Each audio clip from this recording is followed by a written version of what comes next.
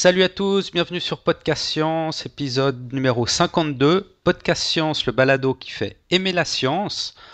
Aujourd'hui, premier épisode de la deuxième saison, toujours en compagnie du vénérable Professeur Fun. Salut Alain. Vénérable, comme tu vas. Salut Mathieu, ça fait plaisir de se retrouver. Ouais, là on a eu 3 semaines avec les trois dossiers de Pierre qu'on avait enregistrés en une fois, donc on ne s'est plus parlé depuis 2-3 semaines. On se retrouve comme d'habitude pour cette nouvelle saison. Mhm. Alors, c'est peut-être l'occasion de faire un petit bilan de la saison 1, très, très vite, hein. Donc, on a fait 51 épisodes classiques, plus un crossover avec scepticisme scientifique, que j'avais pas numéroté, je sais pas pourquoi, mais enfin bref, ça nous fait 52 épisodes en tout. On a eu 11 invités, Paolo Ricci, Lucille Zand, qui était une invitée au départ et puis qu'on a accaparé pour les illustrations, Antoine, qui était aussi un invité au départ et puis qu'on a gardé quelque temps, Lia Rosso, Pascal Dittelme, Jean-Michel Abrassard, Nicolas Gauvry, Marc Montangero, Pierre Kerner, Laurent Miéville et André Kuhn. Donc une belle brochette d'invités, comme on dit. Effectivement, ouais. Ouais, on a eu 6 chroniqueurs invités. Donc Antoine, Marco, Guillaume Lebrun, Xavier Agnès, Lia Rosso de nouveau, et puis surtout Pierre Kerner avec sa formidable saga du vivant en 3 épisodes qui a bouclé magnifiquement la première saison.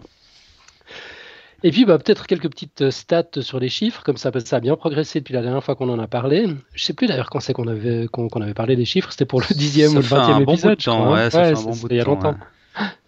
Donc l'épisode le plus populaire d'entre tous jusqu'ici, c'est le 18e épisode. C'était à la fois l'interview de Lucille et les constantes fondamentales de l'univers. C'est un dossier que tu avais fait qui avait été très, très demandé, plébiscité, et puis qui a eu un succès fou. 2683 downloads. Ouais, surprenant. Moi, c'est Ouais. pas le dossier que j'ai fait qui m'a le plus convaincu, mais bon, tant mieux que si les gens ça leur a plu, tant mieux. Ouais. Il était suivi de peu par les paradoxes temporels et l'intelligence du poulpe. Alors ça, sauf erreur, les paradoxes temporels, c'était Antoine et l'intelligence du poulpe, c'était moi. Donc c'était 2 dossiers dans une seule émission. 2325 downloads. Puis bon, en général, chaque épisode tourne autour de 1300 à 1400 téléchargements, pour donner un ordre de grandeur. On a réussi à produire 2,89 gigas de fichiers MP3, Ouais, un beau paquet. ouais, soit 50 heures, 10 minutes et 9 secondes d'émission. Et puis sur le site, on a près de 6000 visites mensuelles, avec la France en tête, le Canada, la Suisse, la Belgique. Et puis tout de suite derrière, bon, avec des chiffres beaucoup moins, enfin on est plus dans les centaines alors qu'avant on est dans les milliers, on a le Maroc, l'Algérie, les États-Unis, le Royaume-Uni, l'Allemagne, la Tunisie, l'Espagne, la Réunion, la Grèce, le Brésil, l'Italie, la Russie, la Polynésie française, la Chine, la Nouvelle-Calédonie, enfin bref, il y a 77 pays dans les dernières stats, tout continent confondu, tous les continents sont représentés. C'est épatant. Ouais, effectivement. Je suis en train de voir Chine, étonnant, Russie, ouais, Ouais, c'est fou, hein. Grèce, c'est fou, ouais. Ouais. Je sais pas si c'est des francophones expatriés dans ces pays ou si c'est des robots internet qui scannent tous les sites, qui sont passés pour des visites. Aucune idée. Très, très surprenant. Je m'attendais vraiment pas à ce qu'on ait des visites de si loin. Et puis, on a une communauté toujours plus active. On a 200, enfin, on avait la dernière fois que j'ai regardé, c'était avant-hier, 244 fans Facebook avec des contributions permanentes. Si vous n'avez pas l'occasion, cher auditeur, d'aller regarder souvent notre page Facebook, franchement, allez-y parce qu'on y apprend des trucs. Toutes les dernières news scientifiques elles sont partagées en général par Olivier Tripet, Xavier Agnès, Forza Pedro, Thibault Lacroix, Didier Fragne pour les derniers. C'est passionnant. On y apprend vraiment plein de choses. C'est facebook.com/podcastscience. Nous, on intervient en fait pratiquement jamais, hein, Mathieu. On aime ce que les gens partagent. Ouais, on est plutôt en mode consultation et lecture de ce que les gens partagent plus qu'en mode Exactement. participation. Ouais. On a 429 followers sur Twitter. Donc là aussi, l'adresse c'est twitter.com/podcastscience. 520 commentaires sur le site. une fois le spam éliminé, avec là aussi mention spéciale pour Pierre Kerner qui intervient souvent, Xavier Agnès aussi, Marco, Forza Pedro, Brainfish, John Calac, Jonathan Payne-Chamings, plus récemment Draculito, Vincent Le Breton, Grindizer, Alges, Mantine, Venom, George X. McKee, Schmox, Christophe Michel, François Udrea, Campfis, Jenny Parker, Nicolas Gauvry, Spout, enfin plein de monde qui participe, qui interagit tout le temps. Franchement, un immense merci à chacun d'entre vous. Vous contribuez à faire de ce podcast quelque chose de complètement différent, qui n'existe pas tellement dans le paysage de la vulgarisation scientifique. Et puis on ne serait pas grand-chose sans vous, sans vos encouragements, sans vos corrections, vos interventions, vos suggestions. Je crois qu'on est vraiment une émission scientifique 2.0 dans ce que ça a de meilleur. Merci, vraiment merci à tous de faire partie de l'aventure. On est gâtés. Ouais. D'ailleurs, j'en profite. Moi, personnellement, je vais pas tellement sur iTunes pour les podcasts. J'utilise un autre soft, mais voilà, pour ceux qui passent par iTunes, pensez de temps à autre à nous faire un petit vote positif pour nous faire remonter dans les listings. Ce serait toujours cool. Ouais, c'est vrai ça. Tiens, j'y pense pas tellement non plus à iTunes, mais c'est vrai que podcast égale iTunes pour l'immense majorité des gens, c'est cool effectivement. Si vous pouvez laisser un commentaire là-bas. Nous, on les voit pas forcément, hein. iTunes est segmenté par pays. Moi, je vois l'iTunes Store suisse avec les commentaires suisses. Alors évidemment, il n'y en a pas beaucoup. Si ça se trouve, il y a plein de commentaires sur l'iTunes français. Toi, tu vois lequel, Mathieu, le suisse ou l'espagnol? Écoute, j'utilise pas iTunes. Ouais, tu n'utilises pas du tout, d'accord. Non, pas du tout, du tout. Et les 2-3 Ok. fois où je l'ai ouvert un peu par accident, j'ai même pas fait attention, donc je ne sais pas. Tac. Bah, si jamais quelqu'un sur France peut nous dire s'il y a des commentaires, s'il y a des choses intéressantes à aller voir, ce serait intéressant. Et puis, bah, on a quelques nouveautés à annoncer pour la saison 2. Alors tout d'abord, ça c'est tout récent, hein, ça s'est fait avant-hier. On est membre désormais du fameux Café des Sciences. Membre est fier de l'être. Ah bah ouais, on est super fiers, ouais, c'est la consécration. Merci à notre parrain Pierre Kerner. Je crois que c'est lui qui a soumis et défendu notre candidature. C'est drôlement sympa. On va tâcher d'être à la hauteur de ce portail absolument magnifique dans lequel on trouve des tas de blogs intéressants. Si jamais c'est café-science.org, donc science au pluriel, on mettra bien sûr le lien dans les notes de l'émission. Et puis sinon sur les autres nouveautés, en toute honnêteté, on a failli passer à un rythme bimensuel parce qu'on commence à avoir du mal, et l'un et l'autre, à tenir le rythme, quoi, à produire tous ces dossiers à une fréquence hebdomadaire. Alors bon, on a trouvé une solution. On va essayer d'en faire un peu moins tout en proposant toujours autant. D'abord, Voire même plus. Exactement, ouais. Donc, on a le plaisir d'annoncer qu'on a du renfort. Alors, pas à partir d'aujourd'hui parce qu'il y a foot et puis parce qu'il n'a pas grand-chose à dire cette fois. Mais c'est Marco qui était venu nous parler d'évolution. C'était l'évolution face à ses détracteurs, si vous vous en souvenez. Donc, Marco est passionné d'évolution. Puis, il va nous proposer une chronique mensuelle sur l'évolution. Il va tenir cette chronique dans le podcast. Donc je me rappelle plus maintenant à quelle date il arrive. Je crois que c'est début octobre. Ça devrait être, ouais, je crois, plus ou moins début octobre. Voilà. Donc ça fait déjà une émission sur 3 de régler sans Mathieu et sans moi. La deuxième émission, une émission sur 4, pardon, réglée sans forcément que nous on ait à préparer des dossiers, je voulais dire. On va faire une deuxième émission par mois dans laquelle on recevra un invité. Donc on se débrouille pour trouver un invité mensuel. C'est pas mal de préparation, les interviews, mais c'est quand même moins que la préparation des dossiers. Donc voilà, la semaine prochaine, d'ailleurs, on aura déjà un invité. Mm-hmm. Et puis, du coup, chaque mois, il reste que 2 épisodes à remplir. Puis ça, je crois qu'on va quand même s'en charger, Mathieu. Qu'est-ce que t'en penses, hein? Ouais, on va quand même s'en charger. On va quand même pas tout déléguer aux autres. Voilà, donc on va rester comme avant. Ce sera une fois toi, une fois moi pour ces 2 dossiers mensuels. Donc voilà, rien n'est gravé dans le marbre, hein. On essaye, on verra ce que ça donne. Ça se trouve, on va trouver d'autres idées. Si ça se trouve, vous allez nous donner d'autres idées. On est toujours ouvert à tout, n'hésitez pas. Mais bon, on va essayer un bout comme ça. Ah oui, alors vous dire encore que Lucille reprend du service. Elle avait un petit peu arrêté les illustrations. Elle était un peu chargée. Elle a déménagé. Elle a fait plein de choses. Là, elle a de nouveau un petit peu de temps à nous consacrer. Donc, elle reprend du service. Elle va proposer en gros une illustration toutes les 3 semaines pour le blog, mais qui sera pas forcément en rapport avec un des dossiers du podcast. Ça pourrait aussi être en rapport avec d'autres thèmes qui l'inspirent. Ce sera toujours en rapport avec la science, bien sûr, mais ce sera peut-être de l'actualité. Enfin, on verra quoi. Une fois sur trois, grosso modo.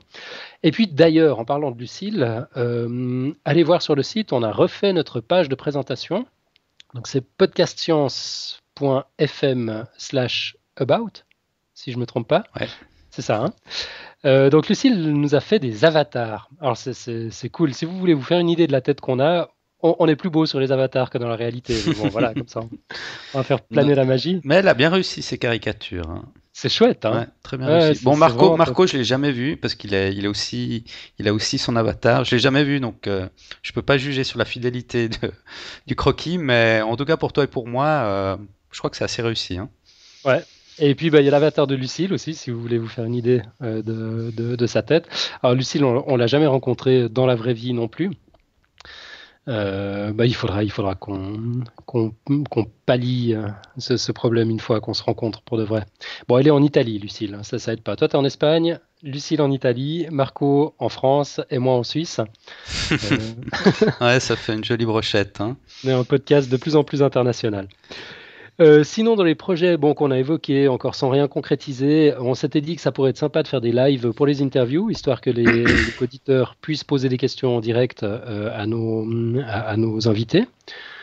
On n'a pas vraiment prévu de le faire pour la semaine prochaine, puis on n'a pas prévenu notre invité non plus qu'on risquait de le faire, donc ce sera à partir du mois d'octobre. Je dirais qu'on va essayer, si on trouve une bonne solution technique, ce serait sympa. Et puis, dernière chose, dans les nouveautés, on lance officiellement un appel à coup de main.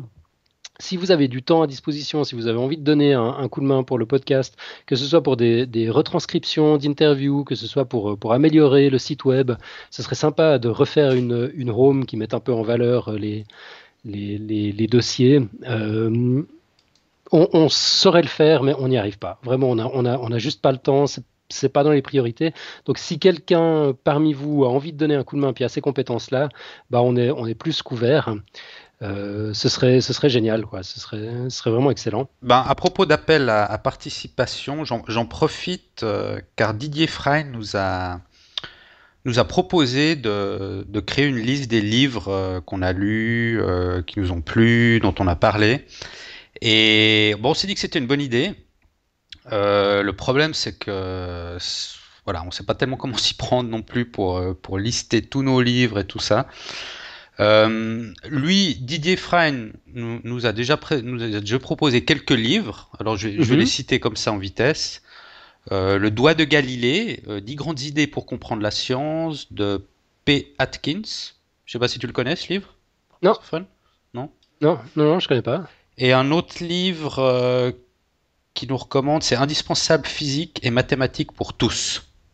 Alors voilà, il nous a proposé quelques livres, il propose qu'on complète tout ça, c'est vraiment une bonne idée. Toi, tu as une idée comment on pourrait s'y prendre, professeur Fon? Écoute, moi j'ai exploré un petit peu. Je me disais qu'un wiki, ça pourrait être sympa, histoire que chacun puisse contribuer directement. Mais j'ai essayé de trouver des extensions wiki pour le site, il n'y a rien de terrible. Donc non, je sais pas. Il y a peut-être des services en ligne sur lesquels on pourrait partager nos bouquins. Alors ça vaudrait la peine de creuser un peu. Ou autrement, si quelqu'un veut bien collecter l'information, la recueillir, moi je partage volontiers tous mes livres. Ils se trouvent d'ailleurs sur un site qui s'appelle, je sais plus comment, goodreads.com. On peut les exporter facilement, donc ça c'est pas tellement un souci. Par contre, le souci, c'est de les mettre sur le site, de mettre une jolie mise en page, etc. Donc voilà, c'est soit un appel à un webmaster qui se charge de ça, ou un appel à quelqu'un qui connaît une solution en ligne pour le faire facilement. J'ai pas d'autre idée à ce stade, mais je suis sûr que c'est une très bonne idée que de partager nos livres. On va continuer à y réfléchir et voilà, si ça vous intéresse de participer un peu plus avec nous, vous êtes les bienvenus, on s'organisera pour voir comment on peut faire tout ça. Yep. Et puis en parlant de participation de la part des auditeurs, juste dire un immense merci à Draculito qui a retranscrit l'interview d'André Kuhn. Ça représente 11 pages dans Word, pour vous donner une idée, c'est un boulot monstrueux. Il a dû faire quelques reformulations en plus, parce que il y a des choses qui passent à l'oral, qui passent pas à l'écrit. Si on veut que ce soit agréable à lire, il y a un minimum d'adaptation à faire. Bah, c'est vraiment cool. On n'aurait jamais eu le temps de faire ça nous-mêmes. Draculito, du coup, connaît le dossier à fond. Ça lui a donné quelques idées de questions qu'il a adressées à André Kuhn par voie de commentaires. André Kuhn y a répondu, donc on a un complément à apporter. On n'aura pas le temps de le traiter aujourd'hui. Peut-être qu'on le traitera la semaine prochaine. Mais en attendant, vous pouvez aller voir l'échange sur le site. C'est extrêmement intéressant. Donc, c'est dans les notes de l'émission numéro 45. Dans les commentaires, C'est non? ouais, les commentaires de la note de l'émission. Qu'on trouve cet échange avec André Kuhn. Et puis évidemment, vous trouvez la retranscription en ligne. Elle est dans les derniers billets du podcast. Donc, une fois encore, merci à Draculito. Et puis, ben, merci d'avance à tous les autres qui seraient prêts à se livrer à ce genre d'exercice. Pour le moment, on a 2 retranscriptions d'interviews disponibles sur le site. Et puis, on a dit qu'on a eu 11 invités. Alors, je vous laisse faire le compte. Il y aurait pas mal de choses à retranscrire encore s'il y a des gens motivés. Surtout, n'hésitez pas, quoi. Vous savez où nous contacter. Très bien. Suite à cette introduction et à cette nouvelle saison qui s'entame, tu nous as concocté un petit dossier, professeur Fun, aujourd'hui. Ouais, alors petit, je sais pas, ça devait être un petit dossier. L'idée, c'était de faire un sujet qui sorte un petit peu de la biologie et de l'évolution, parce qu'on a eu pas mal de sujets, pas mal de podcasts, pas mal d'émissions ces derniers temps sur ce type de sujet. Et puis toi, tu vas bientôt nous faire un dossier sur les langues, enfin, l'évolution des langues dans une perspective un peu évolutive, d'après ce que j'ai compris. Bon, sous différentes perspectives. Le langage chez l'humain, il y aura différentes D'accord. perspectives. Mais ça va être un gros dossier, ouais. Donc là, ben, on s'est dit que j'allais faire un petit truc complètement différent. Il s'agit de parler des graisses alimentaires. Ça devait être un petit truc, mais finalement, le sujet est tellement vaste que c'est quand même un Que assez tu gros t'es dossier. emballé, non? Je me suis un petit peu emballé, ouais. Bon, je suis content, hein. Il y a des choses que je ne comprenais pas avant. Je sais pas, toi, quand on parle des différents types de graisses alimentaires, Ouais, ouais, moi, non, moi je ouais. mélange tout, je mélange tout. Ouais, c'est ça. Ben moi, c'est la même chose. Je me rappelle juste que les oméga 3, c'est bien, que les graisses animales, c'est mal, que les graisses végétales hydrogénées, les acides gras trans, c'est pas terrible non Mais plus, entre que les l'huile. polysaturés, polyinsaturés, poly je ne sais quoi. Ouais, exactement. Ouais. Saturé, monoinsaturé, polyinsaturé, t'as le bon, le mauvais, cholestérol. Moi, j'étais juste complètement paumé. Ouais. Voilà. Bah, ça va mieux depuis ma petite investigation. Et puis, bah, je me réjouis de partager mes découvertes avec toi et avec nos auditeurs. Alors, pour commencer, je vais parler un petit peu de l'importance des graisses pour le métabolisme. Enfin, même avant de parler de métabolisme, on peut carrément parler du vivant. On l'a vu avec Pierre Kerner lorsqu'il évoquait l'origine de la vie, il y a un mois, dans le premier volet de son dossier sur l'arbre du vivant. La soupe primordiale était bourrée de lipides et on en retrouve aujourd'hui, depuis toujours, jusqu'à aujourd'hui, dans les membranes des cellules de tous les êtres vivants. En résumé, pas de gras, pas de vie. C'est aussi simple que ça. Et dans les organismes complexes, nous autres, par exemple, bah, les graisses assurent diverses fonctions. Une fonction de stockage d'énergie, donc les triglycérides ou tricylglycérols sont stockés dans les tissus adipeux. C'est une des formes de stockage d'énergie chez les animaux. On verra un petit peu plus loin dans le dossier, dans le détail, ce que c'est que ces fameux triglycérides. Euh, on sait que les adipocytes ou les cellules grasses sont spécialisées dans la synthèse et la dégradation en permanence de ces triglycérides, et qu'elles sont contrôlées par l'activation hormonale d'une enzyme nommée lipase, avec un lien dans le dossier sur un petit article pour en savoir un petit peu plus sur toutes ces choses-là. On sait que l'oxydation complète d'acides gras fournit une énergie extraordinaire de l'ordre de 9 kilocalories par gramme, à comparer aux 4 kilocalories seulement fournies par la dégradation des hydrates de carbone, c'est-à-dire des sucres et des protéines. Donc bon, ça c'est pour les fonctions qu'on connaît tous, qui nous vaut des bourrelets et autres poignées disgracieuses qui font la fortune des cliniques de chirurgie esthétique. Mais les graisses assurent d'autres fonctions essentielles dans l'organisme. Il y a une fonction de signalisation, par exemple. Donc le gras, c'est pas juste des tissus mous qui traînent par là, qui servent de réserve. Les recherches de ces dernières années ont mis le doigt sur ce qu'on appelle les signaux lipidiques. C'est un élément essentiel des signaux cellulaires. Donc c'est par ces messagers que les cellules communiquent entre elles. On ne va pas entrer dans le détail ici, C'est un peu un rôle similaire à celui des protéines. Oui, enfin, faut attention avec les comparaisons. Ouais. Mais effectivement, ce n'est pas le rôle passif qu'on imaginait jusqu'à maintenant. Ce n'est pas un tas de graisse qui est posé là en attendant de servir à quelque chose. Il y a effectivement des fonctions actives Mhm. dans les cellules grasses. Puis il y a d'autres fonctions, on n'y pense pas forcément dans ces termes, mais les vitamines A, D, E et K ont également besoin de graisse pour être métabolisées. D'ailleurs, ces vitamines elles-mêmes sont des lipides. Elles sont stockées dans le foie et les tissus adipeux et elles sont essentielles comme toutes les vitamines, c'est-à-dire qu'elles sont indispensables à l'organisme et que ce dernier est incapable de les produire lui-même. Une carence totale en vitamine A, par exemple, empêche la croissance et peut rendre aveugle. Les carences en vitamine D entraînent le rachitisme, en vitamine E, la stérilité et l'anémie du nouveau-né, en vitamine K, des hémorragies. Enfin bref, c'est important, toutes Petite, ces choses-là. Ouais, petite question, donc si j'ai bien compris, ces vitamines dont tu as parlé sont elles-mêmes des graisses qui sont métabolisées par d'autres graisses. exactement. Ouais. Il faut un environnement gras pour qu'elle puisse être absorbée par le métabolisme. Mhm. L'article FAT de Wikipédia, dans la version en anglais, indique en outre que les lipides peuvent servir de zone tampon pour les substances toxiques présentes en trop grande quantité pour être absorbées par le flux sanguin.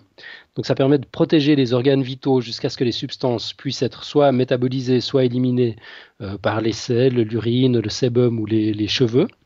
La section de l'article en question cite aucune référence, et j'ai pas eu le temps de creuser sur ce sujet en particulier, donc à prendre avec des baguettes.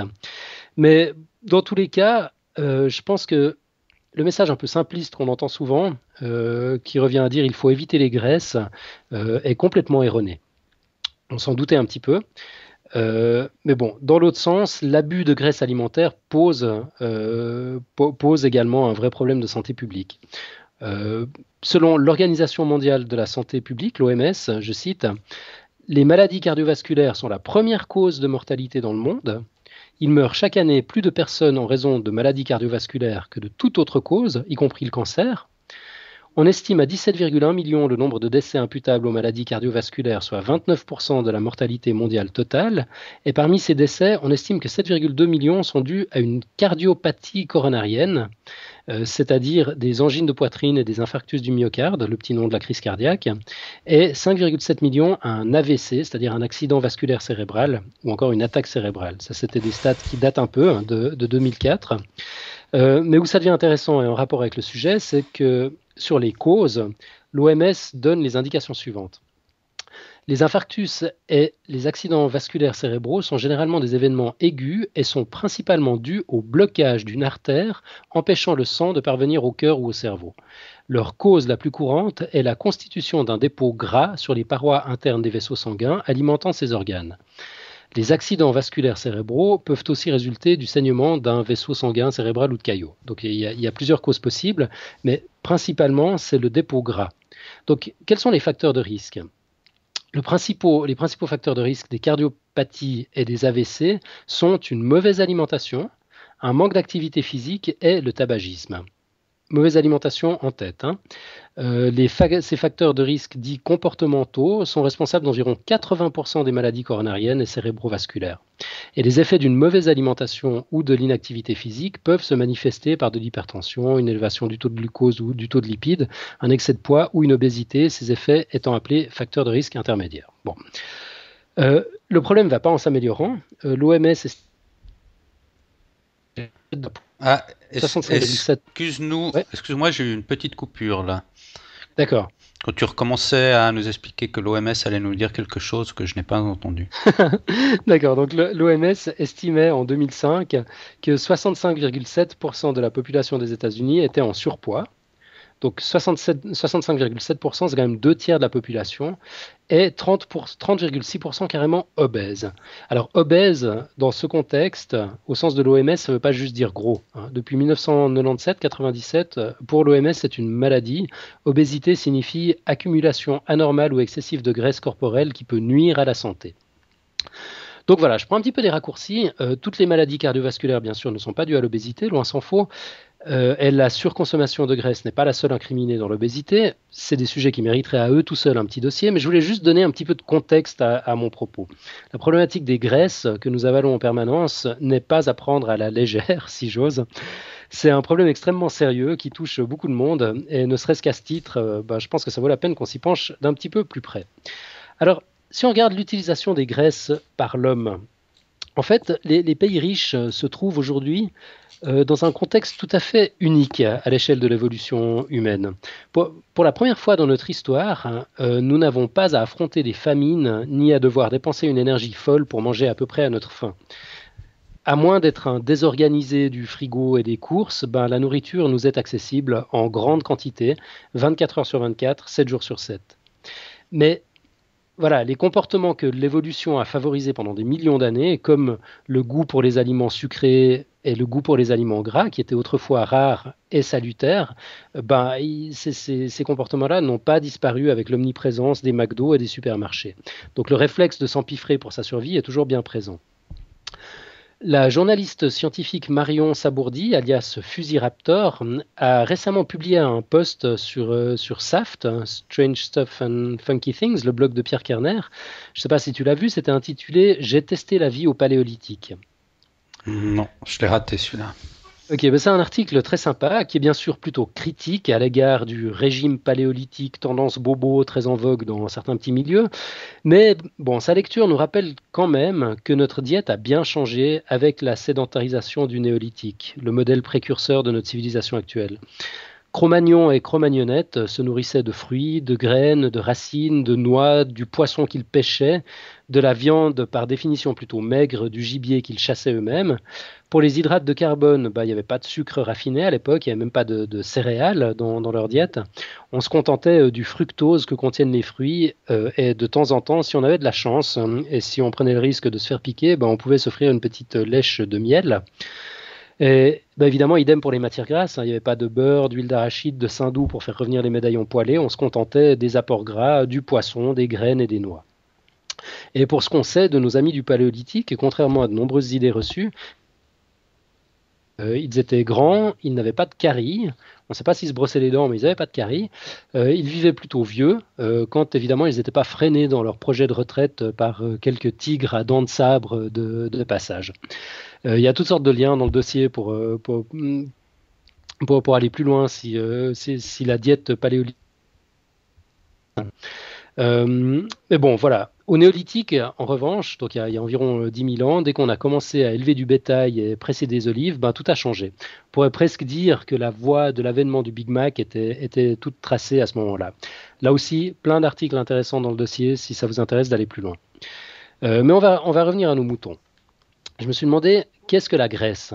Alors si on s'intéresse 2 minutes aux graisses à proprement parler, si on en croit notre bon ami Wiki, la graisse c'est un corps gras se présentant à l'état solide à température ordinaire. Le terme s'oppose aux huiles qui se présentent sous forme liquide. On distingue les graisses des cires de composition similaire mais qui possèdent un point de fusion supérieur à 45 degrés. Voilà, l'article Wikipédia ne nous apprend pas grand-chose de plus, pour une fois. En fait, il est assez lamentable quand on y pense. Qu'est-ce qu'il nous dit ? Il nous dit la graisse est un corps gras. Ouais, voilà, super. Dans le genre tautologie, on fait pas mieux. Alors j'ai ressorti et épousseté mon bon vieux Petit Robert, que j'avais pas sorti depuis un moment, pour y découvrir que la définition, en fait, n'est pas beaucoup plus claire.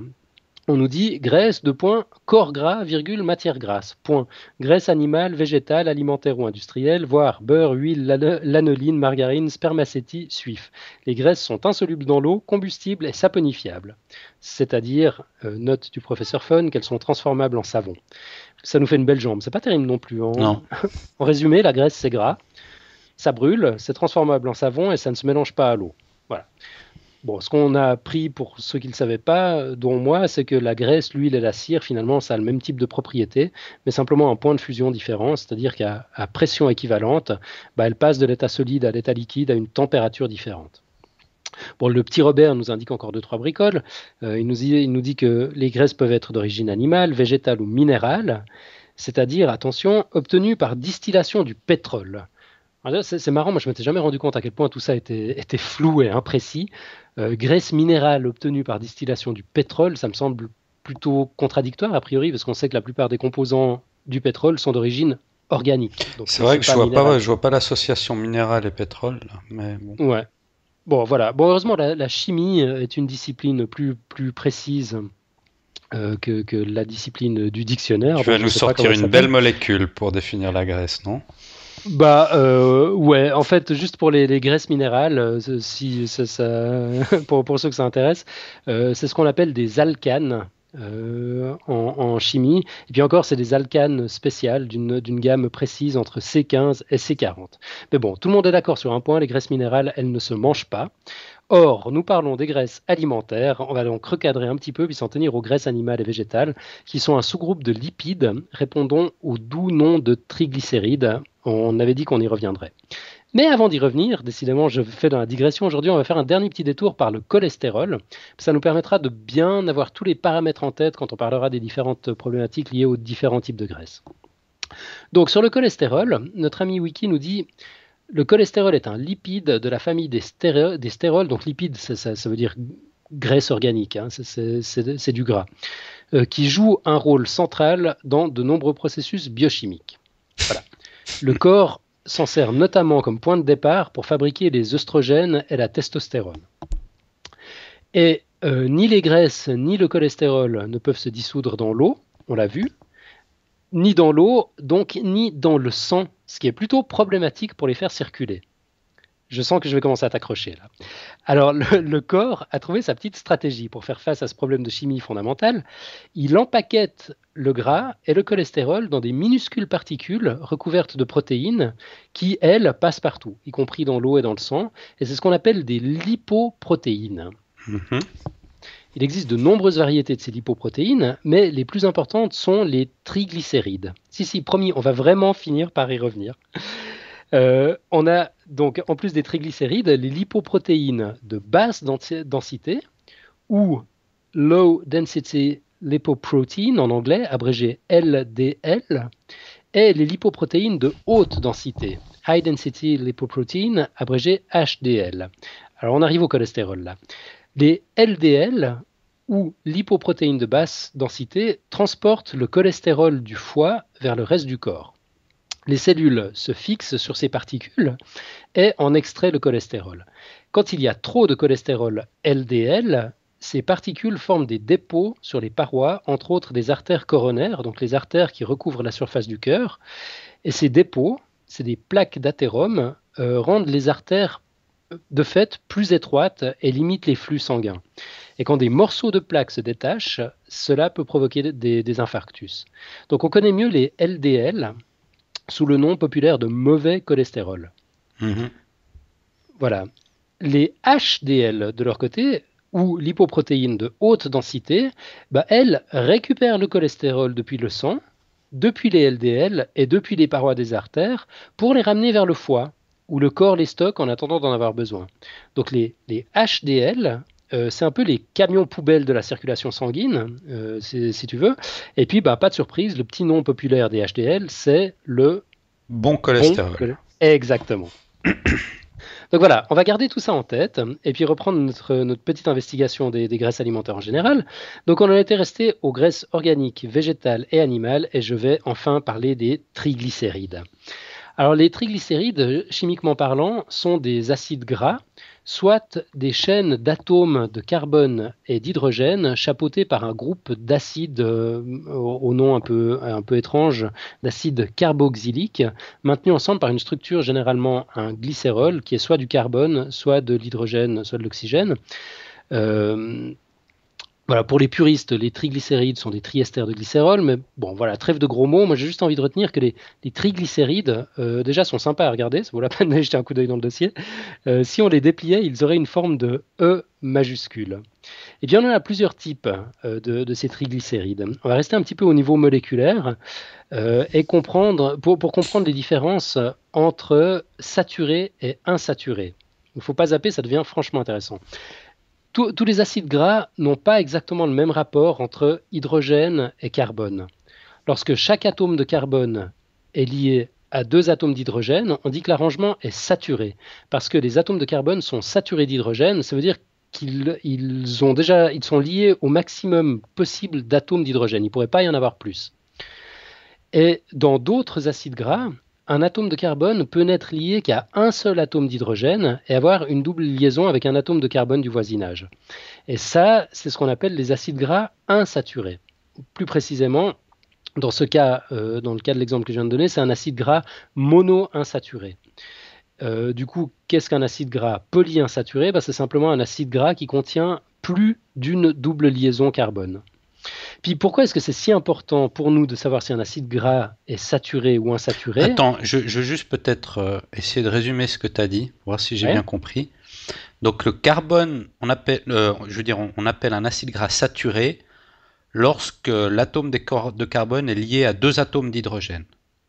Lorsque chaque atome de carbone est lié à deux atomes d'hydrogène. Chaque atome de carbone a deux atomes d'hydrogène. Donc ça, c'est les saturés. Et les insaturés, c'est lorsque chaque atome de carbone est lié à un atome d'hydrogène et à un autre atome de carbone. C'est ça, exactement. Et les polyinsaturés, c'est lorsque chaque atome de carbone est lié à un atome d'hydrogène et à plusieurs atomes de carbone. Voilà, c'est quand tu as plus d'une double liaison carbone. D'accord. Exactement, donc c'est des chaînes plus longues. Et puis, les différences à ce niveau-là, au niveau moléculaire, elles se situent essentiellement à deux niveaux. C'est juste l'énergie que contiennent ces différents types d'acides gras. Donc il y en a plus dans les acides gras saturés. Et puis leur point de fusion, donc la température à laquelle ils passent de l'état solide à l'état liquide. Mais sinon, en termes de nature elle-même, en termes de composants de ces matières grasses, c'est le même type d'atomes qui les constitue.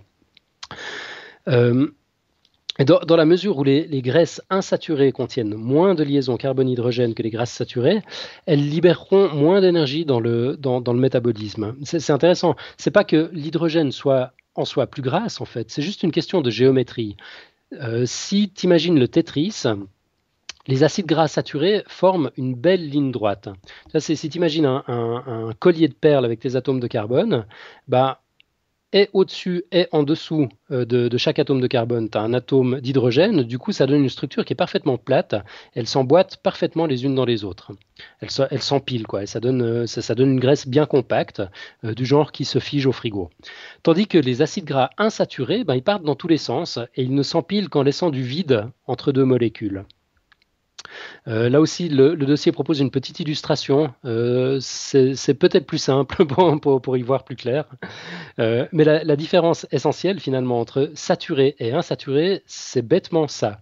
Les saturés sont belles droites, elles s'emboîtent parfaitement, elles s'empilent, du coup elles sont très compactes, alors que les insaturés, c'est le bazar. Elles laissent beaucoup de place, beaucoup d'espace vide entre deux. Elles sont moins compactes et du coup elles sont moins grasses.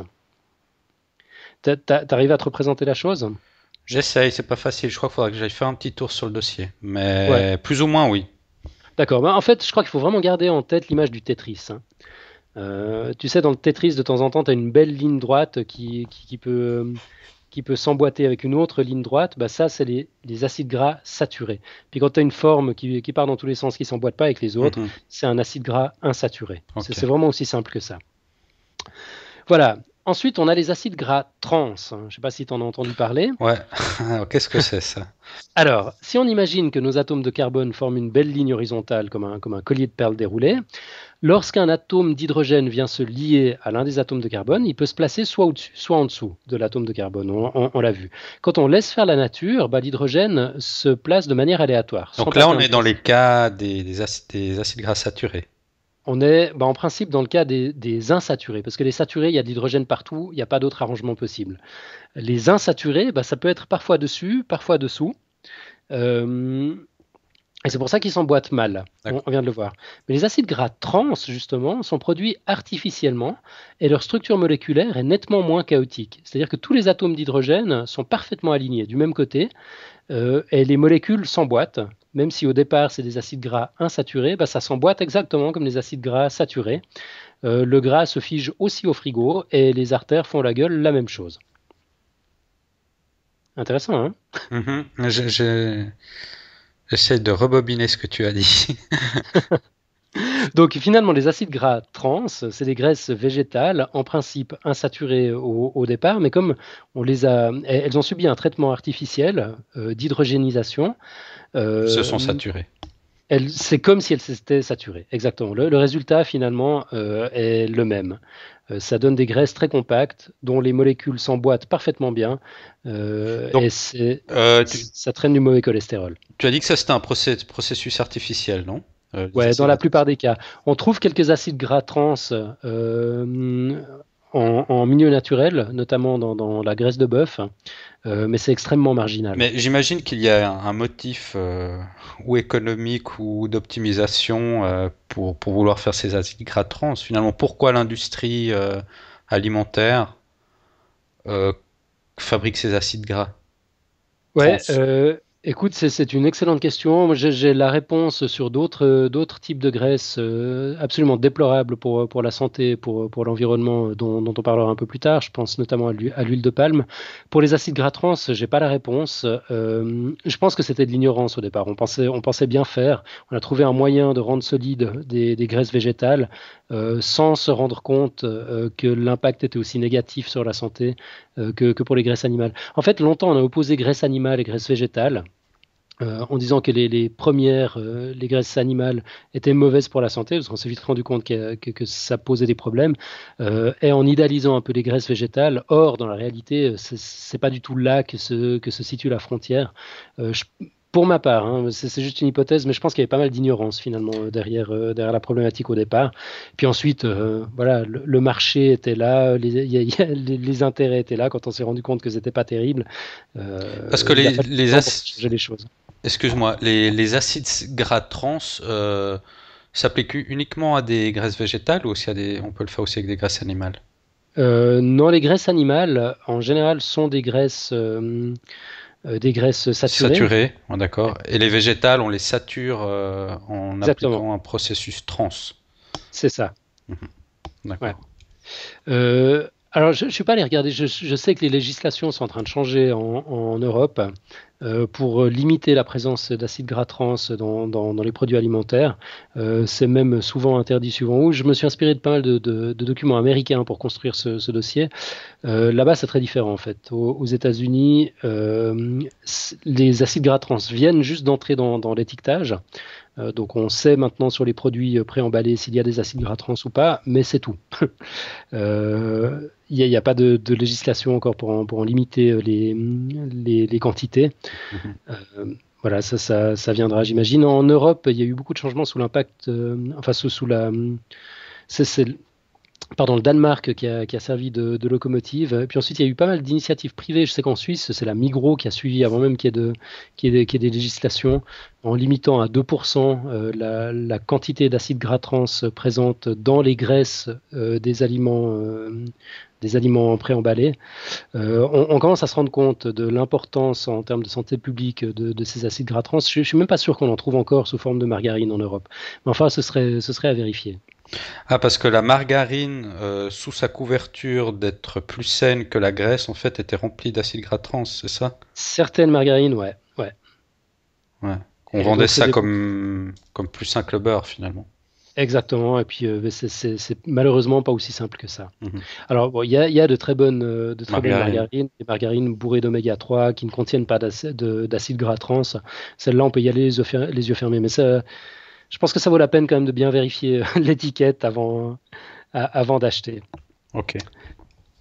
Voilà, donc, bon, l'effet de ces différents types d'acides gras sur la santé, c'est ce qu'on va voir maintenant.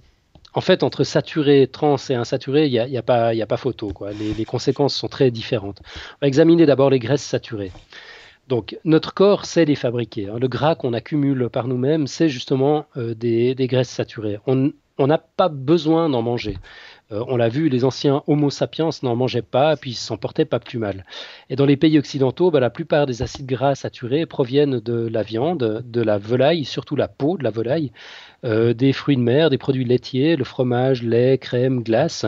Et contrairement à ce qu'on pourrait croire, on en trouve aussi dans certaines graisses végétales qui sont tout aussi mauvaises pour la santé, notamment l'huile de coco, l'ignoble huile de palme et l'huile de palmiste. Toutes ces graisses et huiles ont en commun d'élever le taux de LDL, donc de mauvais cholestérol, et puis il vaut mieux les éviter à chaque fois qu'on en a la possibilité. Mathieu, ferme les oreilles. J'ouvre une minuscule parenthèse sur l'huile de palme. C'est la minute militante du professeur Fon, qui n'engage que moi. Juste pour dire que l'huile de palme, on n'en parle pas beaucoup, mais c'est l'huile végétale la plus consommée sur la planète. 25% du marché, même si on ne la trouve pas en supermarché. Elle est massivement utilisée dans les produits industriels, dans la restauration, partout. Elle est indiquée comme huile végétale sur les emballages. Il n'y a en général pas d'autre précision. Quand c'est marqué huile végétale, c'est de l'huile de palme. Simplement parce que c'est autorisé d'indiquer ça sur les emballages. Et parce que les huiles végétales, on l'a dit, il y a un gros préjugé, elles ont encore bonne presse. Et pourtant, franchement, autant manger du saindoux à la petite cuillère, c'est pas pire pour les artères. Mais c'est pas tout. L'utilisation massive d'huile de palme par les industriels est à l'origine d'un désastre écologique sans précédent. Plus de 90%, 90% des forêts des pays producteurs, c'est-à-dire la Malaisie, l'Indonésie, Bornéo et Sumatra, ont disparu au profit des palmeraies. Et les conséquences pour la biodiversité sont absolument catastrophiques. Nos cousins, les orang-outans, sont en voie d'extinction. Et finalement, ils n'ont qu'à crever en silence pour que nous, on puisse s'empoisonner en paix. Voilà, je gueule pas souvent, mais là, c'est pour la bonne cause. Podcast Science offre un t-shirt. J'aurais pu te l'annoncer, Mathieu, mais je le décrète solennellement. Podcast Science offre un t-shirt à quiconque arrive à vivre une semaine entière sans consommer 1 gramme d'huile de palme. Documentation à l'appui, évidemment. On est quand même scientifique dans l'âme. D'ailleurs, ça me rappelle une fameuse polémique qu'il y a eu autour des Kit Kat, je crois, il y a quelques mois. Ouais, c'était où? Il y a même un moment, c'était il y a 2 ans maintenant. Il y a 2 ans, ouais. Ouais. C'était Greenpeace qui s'est servi des réseaux sociaux pour dénoncer l'utilisation de l'huile de palme dans les produits de Nestlé, enfin dans l'industrie en général, mais c'est vrai qu'ils ont choisi de se défouler sur Kit Kat et c'est tombé sur Nestlé. Bon, ça c'est une campagne qui a fait un peu changer les choses. La plupart des industriels se sont engagés à de l'huile de palme un peu plus respectueuse de l'environnement, mais tout ça c'est des projets, ça n'a encore pas vu le jour. Je crois qu'on parle de 2017 ou 2018, le temps qu'ils changent les méthodes de production. En attendant, le désastre continue. Ouais. Donc, bref, les graisses saturées, pour faire simple, c'est à ranger dans la catégorie pas bon. Même si, évidemment, un petit barbecue en été ou une petite fondue en hiver, c'est bon quand même. Tout est dans la mesure, voilà, évidemment. tout n'est pas blanc ou noir. Hein. Bah ouais, non, mais tout est dans la mesure, clairement. C'est une question de quantité. Ensuite, les acides gras trans. Alors, si on dit que les graisses saturées sont à classer dans la catégorie pas bon, bah, les acides gras trans, ils sont carrément à ranger dans la catégorie très mauvais, pour ne pas dire toxique. En fait, les graisses trans sont pires d'augmenter le taux de LDL, donc de mauvais cholestérol, et de diminuer le taux de HDL, donc de bon cholestérol. Pour chaque 2% de calories absorbées quotidiennement issues des graisses trans, soit une portion de frites moyenne du McDo, le risque de problèmes cardiovasculaires augmente de 23%. Et selon une étude américaine de 2006, pour laquelle vous trouvez le lien dans le dossier, en version payante ou en version gratuite sur un site chinois, c'est la même étude, mais voilà, éliminer les graisses trans du régime des États-Unis préviendrait d'un coup entre 6 et 19% des infarctus et morts associés, soit plus de 200 000 cas en moins chaque année. Mais j'ai pas compris. Tu as dit que tu as donné les pourcentages là que. Ouais. Tu peux les répéter? Ouais. Pour chaque 2% de calories absorbées quotidiennement issues de graisses trans, le risque de problèmes cardiovasculaires augmente de 23%. Mais ça veut dire. Moi, je comprends pas ce que ça veut dire, ça. Bah, ça veut dire que le risque n'est pas directement proportionnel à la quantité de graisses trans que tu manges.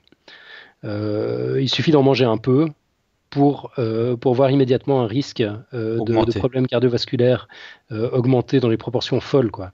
Augmentation de 23% pour 2% seulement de calories absorbées. Voilà.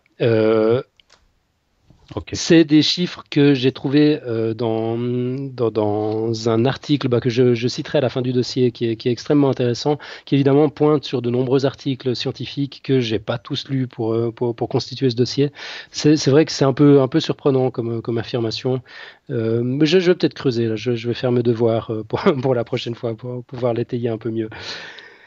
Voilà. Ensuite, donc acide gras saturés, pas bon. Acides gras trans, poison. Alors, quid des acides gras insaturés? Les acides gras insaturés sont à ranger dans la catégorie plutôt bon, voire très bon. En fait, en 2003, une équipe de chercheurs néerlandais a publié une méta-analyse dans l'American Journal of Clinical Nutrition.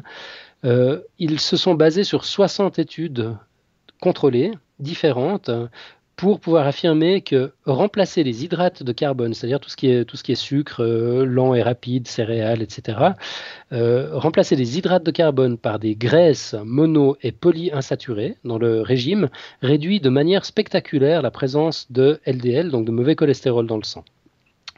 Moi, j'ai trouvé ça très surprenant. Finalement, mieux vaut manger ces graisses-là à la place des sucres que de manger des sucres, en termes de bénéfices pour le cholestérol.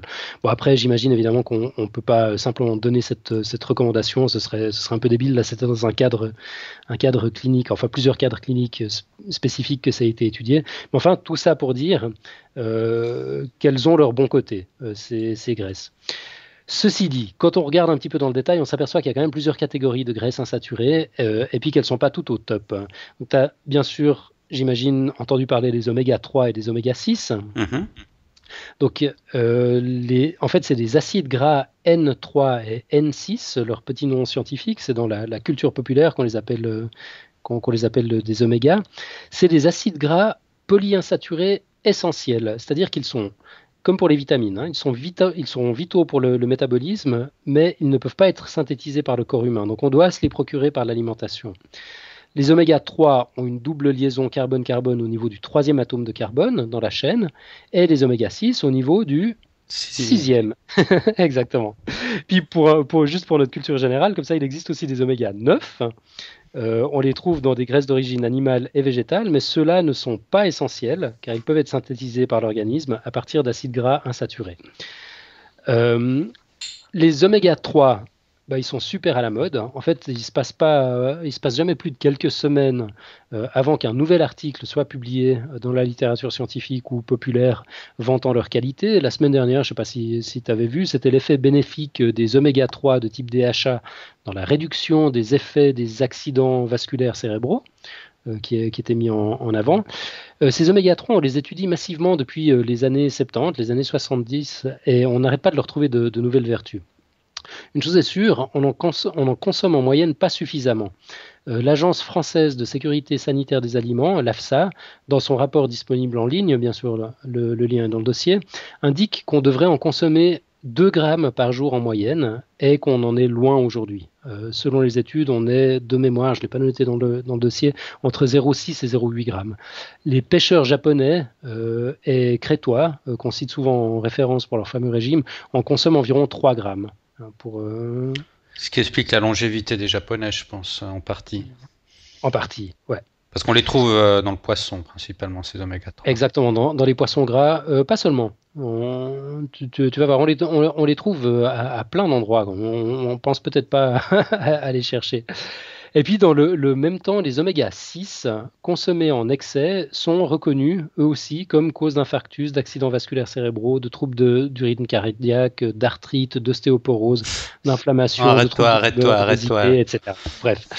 Là aussi, c'est selon une étude anglo-américaine publiée dans un journal. Vous avez le lien, enfin dans un journal scientifique, vous avez le lien sur le dossier. Donc oméga 3 bon, oméga 6 pas bon. Ouais, c'est pas aussi simple que ça. En fait, pratiquement toutes les études s'accordent à dire que le problème, c'est pas juste les oméga 6, mais c'est le ratio entre les oméga 6 et les oméga 3. Ah ouais, alors ça nous facilite la tâche. Ouais, mais c'est vraiment l'équilibre entre ces deux types d'oméga qui est en cause dans notre alimentation. Dans nos régimes occidentaux, le ratio est d'environ 10 pour 1, c'est-à-dire 10 oméga 6 pour 1 oméga 3, voire 30 pour 1 dans les cas extrêmes, ça c'est genre les fast-food américains, alors qu'il devrait se situer dans les 4 pour 1. Là, malheureusement, j'ai pu trouver que l'abstract de l'étude de référence sur la question, l'article complet est payant, pas de version gratuite, mais enfin, l'abstract est déjà intéressant, on le trouve dans les notes du dossier. Donc, pour synthétiser un petit peu tout ça, Les diététiciens nous ont abreuvés par médias interposés pendant des années de discours hyper simplistes sur la question. En résumé, on nous disait les graisses animales, c'est pas bon, il faut leur préférer les huiles végétales. Le discours a montré ses limites, évidemment. Tout le monde sait maintenant que les oméga 3 du saumon sont bien plus bénéfiques. Et presque tout le monde sait que les margarines hydrogénées bourrées d'acides gras trans et l'huile de palme sont extrêmement néfastes pour la santé. Bon, pour ma part, je pense que la base animale versus végétale est pas un si mauvais point de départ que ça, mais qu'il faut bien tenir compte des exceptions. Donc, en résumé, les graisses saturées, elles sont mauvaises pour la santé car elles augmentent le taux de mauvais cholestérol. C'est essentiellement les graisses animales, donc c'est ce qu'on va trouver dans le gras de canard, la peau de poulet, le sein doux, la graisse de rognon, les viandes grasses. Donc tout ça, on retrouve évidemment dans les saucisses, enfin tous ces trucs industriels préparés. On les trouve aussi dans la graisse de coco, dans l'huile de palme et de palmiste. Je ne vais pas revenir sur la question. Après, il faut nuancer. Le lait, par exemple, c'est une graisse d'origine animale. Une enquête de l'émission suisse de défense des consommateurs, à bon entendeur, révélait l'année dernière que le lait bio, par exemple, contient 2 fois plus d'oméga 3 que le lait ordinaire de supermarché. Simplement parce que les vaches broutent, entre autres, du lin, et pas juste du trèfle ou le foin qui est plus rentable. Idem pour les œufs. La composition de leur graisse va dépendre de la qualité du grain qu'on aura donné à manger à Dame Poule. Enfin, c'est assez évident quand on y pense. Mais voilà, on n'y pense peut-être pas toujours. Les graisses trans qu'on trouve de moins en moins en Europe, parce que les réglementations deviennent plus sérieuses, sont à bannir à chaque fois qu'on le peut. On les trouve notamment dans les margarines hydrogénées qui sont utilisées dans les préparations. Tu sais, ces croissants préemballés. Industriels, ouais. Exactement. J'ai entendu dire que ça, c'était terriblement mauvais. C'est affreux, ouais.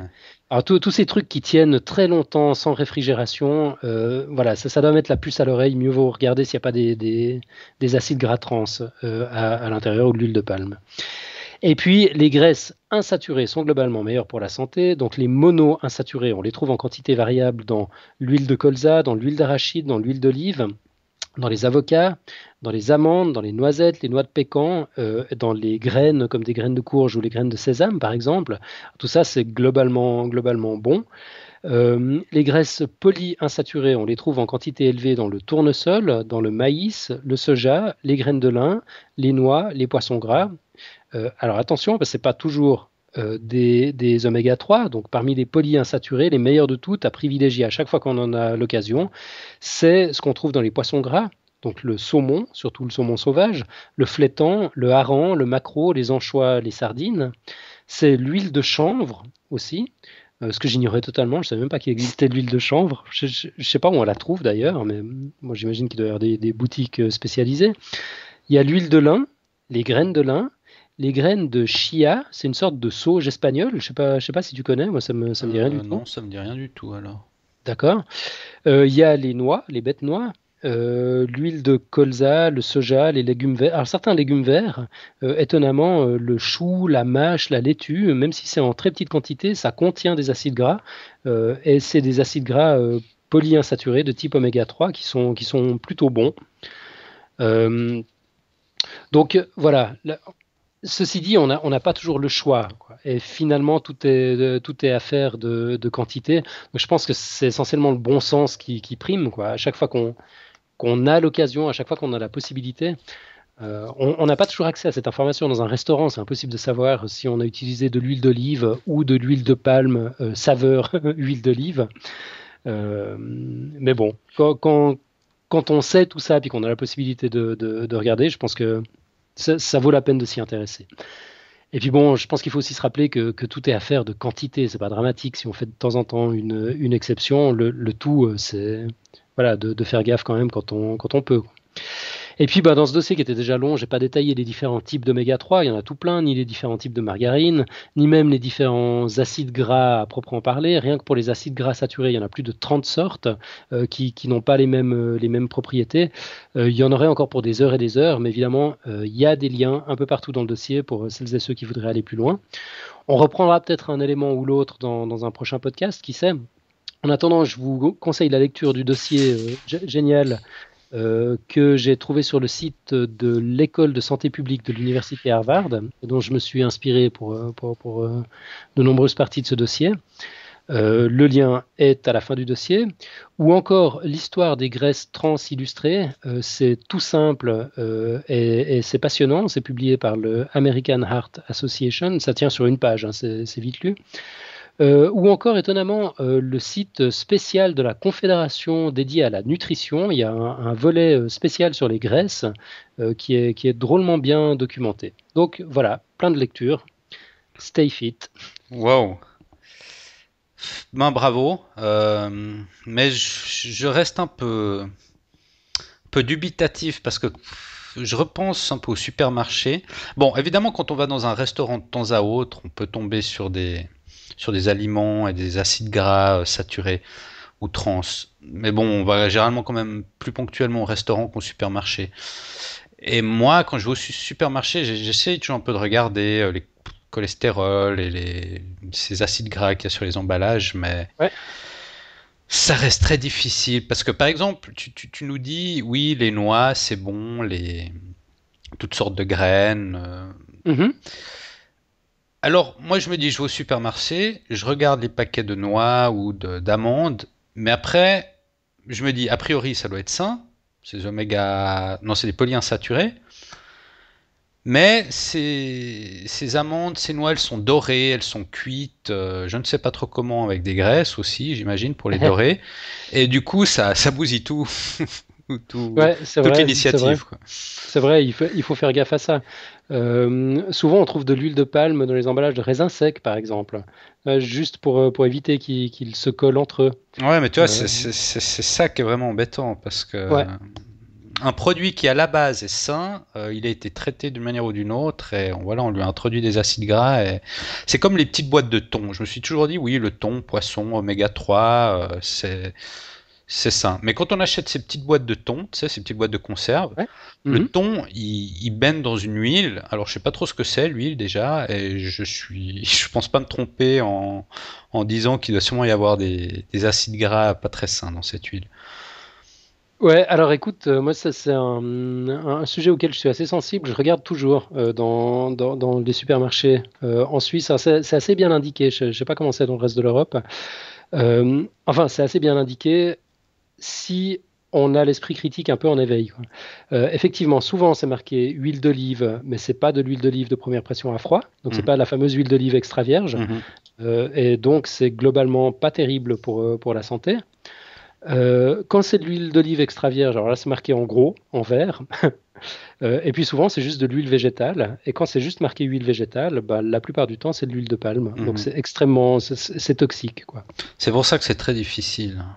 Ouais, c'est vraiment difficile, quoi. L'étiquetage est pas clair. Bon, une fois qu'on le sait, une fois que tu sais que huile végétale sur les emballages, ça veut dire huile de palme, et que tu sais que l'huile de palme c'est mauvais, je te jure que tu vois le monde autrement. Oui, mais ici en Espagne, il y a des petites boîtes de thon. C'est mis huile d'olive. Alors tu dis thon, huile d'olive, ok, c'est du tout bon. Mais tu viens de me Bien dire sûr, que si c'est pas de l'huile d'olive de bonne qualité, ouais, ben voilà, si c'est pas de l'huile d'olive extra vierge, c'est extra pas terrible, vierge, c'est pas effectivement. Ouais. terrible. Donc Et puis là, tu peux regarder sur les.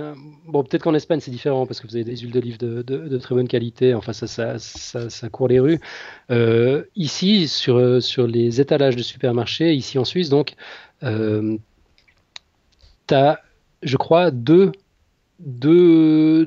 marques de thon qui proposent des boîtes avec de l'huile d'olive extra vierge. Tout le reste, c'est soit de l'huile d'olive, pas de première pression à froid, et puis il y en a peut-être, je sais pas, 20 sortes. Donc c'est de la mauvaise huile d'olive ou juste de l'huile végétale. Non, je suis vache. Parfois, c'est de l'huile de tournesol aussi. Là, c'est indiqué. Puis là, a priori, il n'y a pas il y a pas trop de problème. Mais c'est vrai qu'il faut être vigilant, quoi. Il faut faire gaffe. On peut pas juste être insouciant si on s'intéresse à ces problèmes, si on veut faire gaffe à son cholestérol. On peut pas juste faire confiance à ce qui est marqué en gros sur la boîte. Il faut chaque fois mhm. creuser un peu plus. Hmm. Et puis faire du sport, non? Ah, bah ça fait pas de mal. Non, mais ça C'est élimine. c'est sûr. Je sais pas si tu l'as mentionné, mais ça élimine les acides gras mauvais, non? Le sport ou pas? Ouais, je crois que c'est globalement bénéfique pour. pour le cholestérol, enfin pour la circulation du cholestérol. Mais voilà, j'ai pas creusé plus que ça. Je saurais pas. Je saurais pas en parler davantage. Je sais que ne rien faire est listé par l'OMS, enfin la sédentarité et le manque d'exercice physique, comme une des causes du problème des accidents cardiovasculaires. Ouais. Ok, ben merci bien pour ce dossier. Donc vous retrouverez tout ça sur le site. On est déjà à l'heure, je crois. On a déjà fait 1 heure d'émission, donc on va gentiment commencer à conclure. On a deux, trois petites choses encore à vous dire. Une première chose, je suis tombé récemment sur un podcast qui a parlé de deux, trois choses en relation avec le dossier de Pierre sur la classification phylogénétique. Alors, en fait, il s'agit d'un podcast de l'émission Continent Science. En fait, c'est une émission sur France Culture qu'on peut écouter sous forme de podcast. Et dans cette émission, au début de cette émission, il y a toujours une chronique animalière. Dans ce cas-là, la chronique animalière se situe entre 1 minute 10 et 3 minutes 30. Et dans cette chronique, on apprend qu'une mutation chez deux groupes animaliers éloignés, en l'occurrence celui des chauves-souris, enfin d'une espèce de chauve-souris et d'une espèce de dauphin, Ouais, c'est éloigné. amène une étonnante évolution convergente, ce qui induit un nouveau groupe phylogénétique. Alors, je ne sais pas si vous vous rappelez un peu ce que nous a expliqué Pierre la semaine passée, mais en résumé, ce que nous dit cette chronique, c'est qu'une étude a montré que l'évolution chez ces deux animaux s'est faite de la même façon pour une même mutation génétique. Il s'agit en fait d'une protéine présente chez tous les mammifères et qui joue un rôle dans l'amplification des ondes sonores à haute fréquence, qui aurait évolué de la même façon chez ce type de chauve-souris et chez ce dauphin. Ce qui semble être d'ailleurs un cas inédit, mais je ne veux pas trop m'avancer là-dessus. Mais donc voilà, une mutation a entraîné une évolution convergente chez deux espèces animales assez éloignées. Ouais, d'accord. Donc ça veut dire qu'à l'étage d'au-dessus dans l'arbre, il n'y a pas forcément un ancêtre commun qui avait cette même caractéristique. Dans ce qui est en général le cas, dans ce cas de figure particulier, l'évolution convergente a eu lieu voilà, dans deux ramifications complètement différentes de l'arbre du vivant, mais en utilisant les mêmes mécanismes. C'est ça que tu dis. Voilà, ouais. D'accord, ouais, super, c'est super intéressant. Et puis on a le lien sur le podcast. Alors oui, on mettra le lien, Excellent. il y aura tout. Alors Top. c'est dans les toutes premières minutes de l'émission, vous n'avez même pas besoin d'écouter toute l'émission, c'est dans les 3-4 premières minutes. Mhm. Ok, et puis sinon, on avait un petit débat entre nous, et puis on se disait que ce serait intéressant de sonder les poditeurs, savoir ce qu'ils pensent de l'illustration de la marche du progrès. Donc on en avait parlé. Alors je ne sais plus maintenant sur quel épisode c'était tombé, parce que pour nous c'était qu'une seule et même émission, mais après on l'a découpé en trois. Hein. Ouais, je crois il me semble, si je ne me trompe pas, c'est le deuxième, non? Deuxième épisode, il me semble aussi, ouais, de la saga de Pierre sur le vivant. On en avait un petit peu parlé pendant l'émission, mais toi, tu as lancé un débat en off après l'émission. Ouais, j'ai lancé un petit débat en interne. Non, parce que cette discussion, c'était sur la représentation de la marche du progrès. J'y ai repensé et j'étais pas tellement d'accord avec vous. Ouais. Et voilà, je vous ai envoyé un email, j'ai argumenté un petit peu et on s'est répondu, on s'est envoyé 2-3 emails, puis on s'est dit que finalement, il n'y a pas de raison que ça reste entre nous. Autant partager nos positions avec les auditeurs et voir ce qu'ils en pensent. Ouais, effectivement. Donc tu peux rappeler ta position dans les grandes lignes? Je crois que c'est peut-être plus logique si on commence par la tienne, non? Ou bien? C'est toi qui avais commencé le débat, ouais, mais enfin, non, en gros, ce qui se passe, c'est que cette représentation, autant, je sais pas, toi tu la critiquais dans le sens où tu disais qu'elle représentait pas exactement l'arbre évolutif, en gros. C'était ça, qu'on voyait une forme plutôt linéaire de l'évolution. C'était ça, non? Ouais, en fait, moi, j'avais plusieurs choses. Écoute, de toute façon, tout ça, c'était dans des échanges de mails. Donc là, j'ai retrouvé mon mail. et puis, je vais te dire quels étaient mes arguments. Poum, il faut juste que je les retrouve. Écoute, moi je vais donner les miens. Moi, je vois Vas-y. pas les choses comme ça. Je pense que cette représentation, en fait, peut avoir différentes grilles de lecture. On peut très bien y voir une vision partielle d'un processus évolutif complexe, en fait, dans cette représentation. Une vision qui se centre uniquement sur certains caractères morphologiques ou moteurs. Pas besoin d'y voir une évolution complète et intégrale. J'ai un peu l'impression que cette représentation peut nous aider à comprendre, d'une part, l'apparition du bipédisme chez l'homme, et comment les mains ont pu se libérer de la locomotion et se dédier à autre chose. On y voit aussi l'évolution du crâne ou de l'angle facial du crâne qui, chez nos ancêtres, était plus faible que chez nous, c'est-à-dire que le front dans l'homme actuel, si je me trompe pas, est plus haut que chez nos ancêtres. Bon, on voit l'apparition du menton, disparition des poils, on voit toutes ces choses-là, et je pense que cette représentation montre finalement voilà, certains caractères évolutifs, sans pour autant avoir la prétention de représenter l'intégralité de la théorie de l'évolution. Et, et voilà, je pense que ça fait aussi partie un peu de la vulgarisation scientifique, qui doit aussi simplifier des contextes, quitte à proposer des interprétations un peu plus partielle ou simplifiée d'une réalité. C'est un peu comme si on reprochait à un résumé d'un ouvrage d'avoir le défaut d'omettre certains éléments constitutifs de l'ouvrage. Ouais. Ouais, pardon, t'avais pas fini? Non, continue. Ouais, j'ai peut-être encore une ou deux choses à dire, mais vas-y. D'accord, mais comme ça, du coup, il y aura débat. Parce qu'évidemment, tu dis tout ça, moi, je me remémore instantanément ma position sur la question. J'ai même plus besoin de chercher dans le mail. Euh, le problème pour moi, c'est que c'est devenu l'icône de l'évolution. C'est-à-dire qu'on se dit pas, OK, c'est une version simplifiée, c'est une forme de représentation. On se dit, c'est l'évolution, c'est comme ça. Et puis, cette représentation conduit parfois à une représentation, à une compréhension erronée de l'évolution. Et moi, ce que je te disais dans mon mail, c'est qu'il m'est parfois il m'est arrivé d'entendre des choses comme est-ce qu'on peut m'expliquer comment le premier homme s'est mis à parler si ses parents étaient des singes qui faisaient ouga ouga, tu vois, ou encore pourquoi est-ce que certaines personnes ont cessé d'évoluer. Et tout ça, c'est des choses qui émanent pourtant de gens intelligents et éduqués, mais qui, à cause de cette représentation, n'ont pas compris les principes même de l'évolution. Mais est-ce que tu L'autre es chose, sûr que c'est à cause de cette représentation?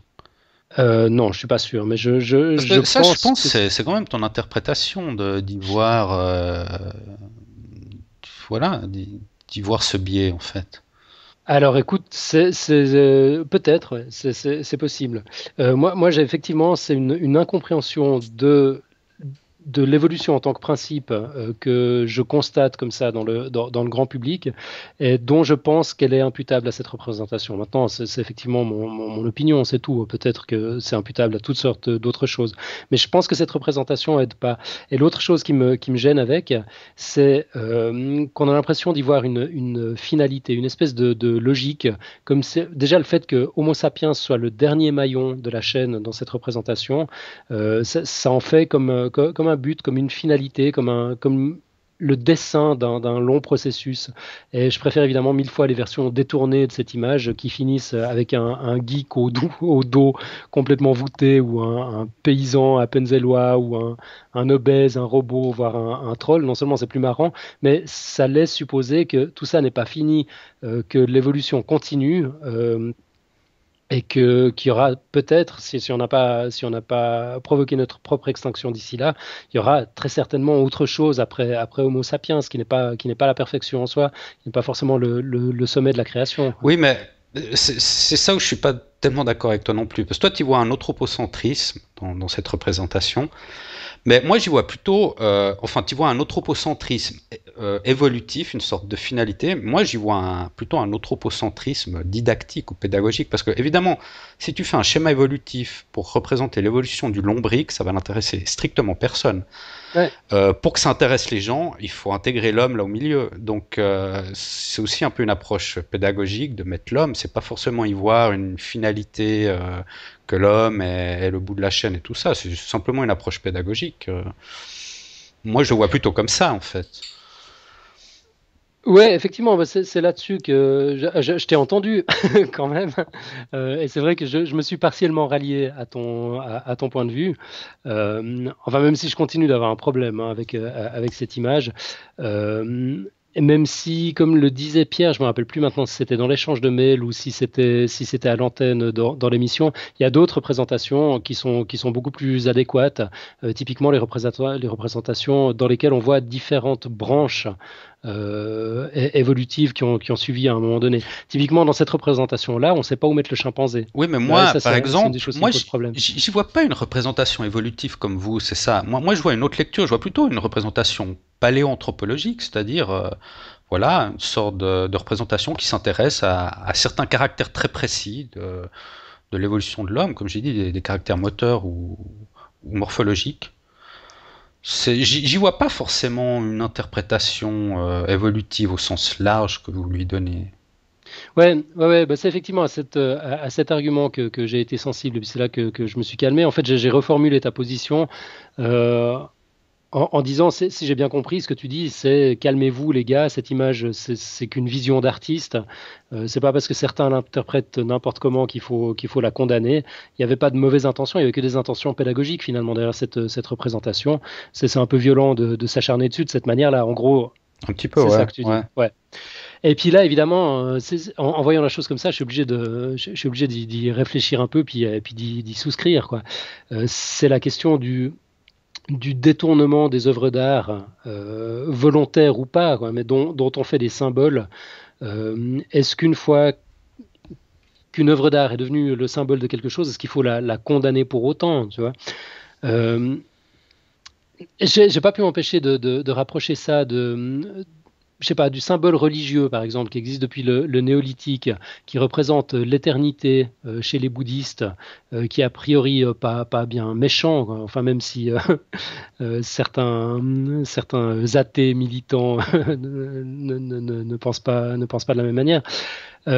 Cette image, donc, qui a l'air de rien, ce symbole d'éternité qui est tout gentil, s'appelle la swastika. C'est ce qu'ont utilisé les nazis pour en faire leur symbole. On la connaît mieux sous le nom de croix gammée. Alors, voilà, ça existe depuis 10 000 ans, c'est innocent, ça a été récupéré par une bande de fous il y a 60 ans. Euh, Est-ce qu'il faut la condamner ou pas? Ça fait partie de notre patrimoine culturel depuis 10 000 ans. En même temps, on ne peut pas faire comme si c'était rien passé pendant la Deuxième Guerre mondiale. Euh, Ça fait partie du patrimoine culturel aussi. Enfin, ça, c'est l'exemple extrême, je trouve, d'une image qui a été détournée, puis après, on sait plus très bien quoi en faire. Mais il y a des images beaucoup plus subtiles. Je sais pas, je pense à la musique. euh, Beethoven, Richard Strauss, et d'autres ont été utilisés à des fins idéologiques, à des fins militaires, alors que les compositeurs eux-mêmes étaient même pas au courant de l'existence de ces courants qui arriveraient des centaines d'années plus tard. Et la musique reste belle, quoi. Alors qu'est-ce qu'il faut faire? Est-ce qu'il faut ne voir que le symbole qui a été récupéré, ou est-ce qu'il faut respecter l'œuvre d'art au départ?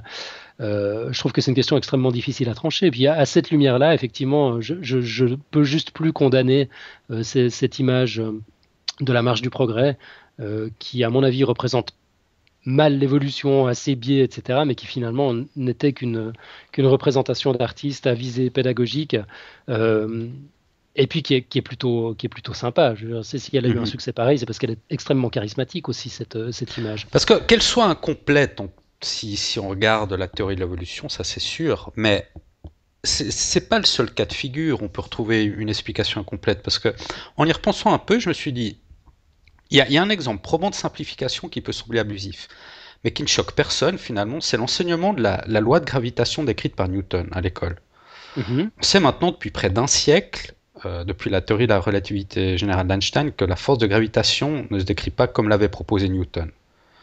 Newton, lui, disait que la force était proportionnelle à la masse des deux corps et proportionnelle à l'inverse du carré des distances. Lui, Einstein, il parle sur une idée complètement différente. Il dit que la force de gravitation est due à la déformation du tissu espace-temps qui est causée par les poids des objets qui reposent sur ce tissu, des objets stellaires qui reposent sur ce tissu. Bon, on va pas Mhm. rentrer dans les détails là-dessus, j'avais déjà abordé ça dans un ou deux dossiers. Mais faut-il pour autant bannir de toutes les écoles du monde l'enseignement de la loi de gravitation de Newton? Euh, et, enfin, Ouais, c'est marrant comme approche.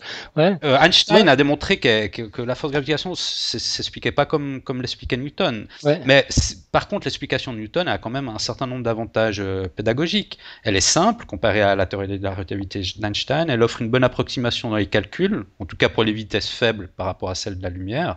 Elle permet aux étudiants de se familiariser avec le phénomène de la gravitation finalement. Ouais, et puis bon, il faut dire aussi qu'elle marche dans un environnement, dans l'environnement expérimental des cours de physique, ça marche. Oui, C'est ça dans des marche. conditions C'est une extrêmes que bonne ça marche. approximation. Ouais, Mais enfin même excellente approximation. Mais l'explication sous-jacente n'est pas celle qu'a donnée Newton. C'est vrai. N'est pas celle qu'a donné Einstein, tu veux dire. Euh, non, non, ce que je veux dire, c'est que l'explication qu'on nous donne à l'école, qui est celle de Newton, en fait, Ouais. c'est pas la bonne. Mhm. Donc, C'est vrai. C'est vrai. voilà, C'est là, un on modèle, tombe un peu dans. simplifié. C'est un modèle simplifié, mais qui n'est pas tout juste non plus, mais qui peut avoir un atout pédagogique quand même. Mhm. Donc voilà, bah voilà, nous on invite nos auditeurs à participer au débat, on ouvre le débat, voir si vous arrivez à nous réconcilier ou si au contraire on va jamais se mettre d'accord sur ce sujet. Dites-nous ce que vous en pensez. Voilà, on est curieux de savoir un peu vos positions là-dessus. Ouais, on mettra peut-être une image de la fameuse marche du progrès. Je sais pas si c'est évident pour tout le monde. En fait, j'en ai beaucoup parlé, mais on l'a pas montré. On mettra peut-être une image, une version marrante de la marche du progrès. Ouais. Ouais, il y a des versions extrêmement drôles. Mais ouais, ce serait intéressant. Moi, j'ai plus une opinion aussi catégorique depuis que tu as lancé le débat. Clairement, en même temps, ouais, je suis quand même pas convaincu. Toi, ta position est très claire aussi. Ce serait effectivement très très intéressant. J'ai l'impression que c'est une question qu'on peut pas trancher finalement. Non, non, c'est clair, c'est difficile à trancher. Ouais. Mais bon, au moins, Mais, t'as lancé le débat. ouais, mais je serais Il y curieux de a- savoir ce que pensent nos auditeurs un peu de cette représentation. Quelle vision ils en ont voilà, ils la condamnent à tout jamais ou si au contraire ils peuvent y trouver quelques vertus. Ouais. Et puis, il y aura peut-être des perspectives auxquelles on n'a pas du tout pensé. Ouais. C'est des sujets sur lesquels ouais, c'est intéressant d'avoir plusieurs inputs. Donc, voilà, le débat est lancé. Sinon, qu'est-ce qu'on avait à dire encore? On avait encore une dernière chose, c'est un petit plug pour les 100 ans de la supraconductivité à Genève. Alors, on mettra un lien dans les notes de l'émission. Il y a plein de choses qui se passent. Il y a une expo à Unimail à Genève. Ça démarre le 15 septembre. Bon, ça dure jusqu'au 12 novembre. L'entrée est libre. Voilà, c'est encore là quelques temps. Par contre, il y a d'autres choses qui durent moins longtemps. Il y a le spectacle Lévitarium. C'est un spectacle muséum. Je n'ai pas très bien compris ce que c'est. C'est dans le cadre du Festival de la Bâtie. Là, c'est du 14 au 17 septembre. Donc le 14, c'est aujourd'hui. Le podcast, on l'entendra vraisemblablement à partir de demain. Donc là, il restera déjà plus beaucoup de temps pour y aller. Il y a une journée tout public qui est prévue avec des expériences. Je ne sais pas s'il y a de la lévitation, mais enfin, voilà, quand on parle de supraconductivité, hein, La lévitation vite magnétique apparaît rapidement. ouais, et puis c'est vite spectaculaire. Il y Mhm. aura des mini-conférences, enfin plein de choses. Le samedi 17 septembre de 14h à 19h à Unimail, toujours à Genève.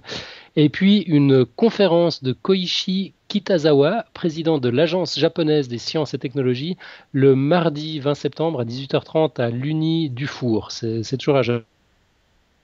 Moi, j'ai pas particulièrement inscrit de date dans mon agenda, mais si jamais quelqu'un dans la région, quelqu'un du podcast a envie d'y aller, je suis totalement partant pour faire une virée.